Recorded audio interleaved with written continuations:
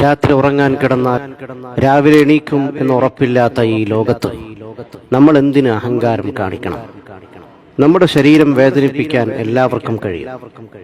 പക്ഷേ നമ്മുടെ മനസ്സിനെ വേദനിപ്പിക്കാൻ നമ്മൾ ജീവന് തുല്യം സ്നേഹിച്ചവർക്ക് മാത്രമേ കഴിയൂ.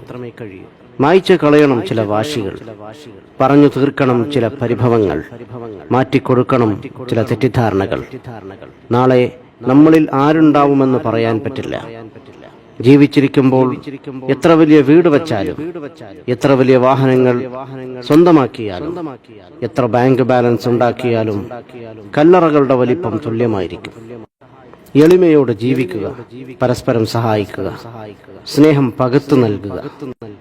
പഞ്ചസാരക്കും ഉപ്പിനും ഒരേ നിറമാണ്, പക്ഷേ രണ്ടിന്റെയും രുചി വളരെ വ്യത്യസ്തമാണ്. അതുപോലെയാണ് ചില സുഹൃത്ത് ബന്ധങ്ങളും. സ്നേഹിക്കാനൊരു മനസ്സുണ്ടെങ്കിൽ പിന്നെ കുറവുകൾക്കൊന്നും അവിടെ സ്ഥാനമില്ല. കുറവുകൾ അറിഞ്ഞു സ്നേഹിക്കുമ്പോഴാണ് സ്നേഹം യാഥാർത്ഥ്യമാവുന്നത്. കൂര ചെറുതാണെങ്കിലും അതിനുള്ളിൽ സമാധാനമുണ്ടെങ്കിൽ അത് കൊട്ടാരത്തെക്കാൾ വലുതാണ്. നമ്മളെക്കാൾ ഉയരത്തിലുള്ളവരെ നോക്കുമ്പോൾ നമുക്ക് വിഷമവും ദുഃഖവും തോന്നാം. നമ്മളെക്കാൾ താഴെയുള്ളവരെ ഒന്ന് നോക്കൂ, അപ്പോൾ മനസ്സിലാകും നാം എത്ര ഉയരത്തിലാണെന്ന്. ഉറങ്ങാൻ കിടക്കുമ്പോൾ എല്ലാവർക്കും മാപ്പ് കൊടുക്കുക. ശുദ്ധ മനസ്സോടെ ഉറങ്ങാൻ ശ്രമിക്കുക. സ്നേഹം ചെറുപ്പത്തിൽ സൗജന്യമായി ലഭിക്കുന്നു. യൗവനത്തിൽ അതിനായി അധ്വാനിക്കേണ്ടി വരുന്നു. വാർദ്ധക്യത്തിൽ അതിനായി യാചിക്കേണ്ടി വരുന്നു. ചിലർ നിങ്ങളുടെ മുന്നിലെത്തുന്നത് ഒരു അനുഗ്രഹമായിരിക്കും.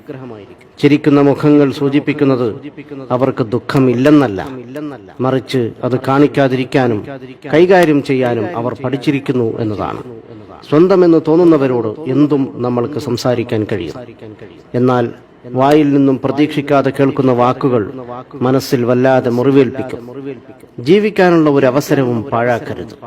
കാരണം ജീവിതം തന്നെ ഒരു അവസരമാണ്. ഒന്ന് കാലു തന്നെ വീണാൽ തീരുന്ന ജീവിതത്തിന് എന്തു ജാതി, എന്തു മതം, എന്തു നിറം. ശരീരത്തിൽ ജീവനുള്ളപ്പോൾ മുഖത്ത് നോക്കാൻ ആർക്കും സമയമില്ല. എന്നാൽ മരണപ്പെട്ടാൽ ആ മുഖം കാണാൻ തിരക്കുകൂട്ടുന്നു.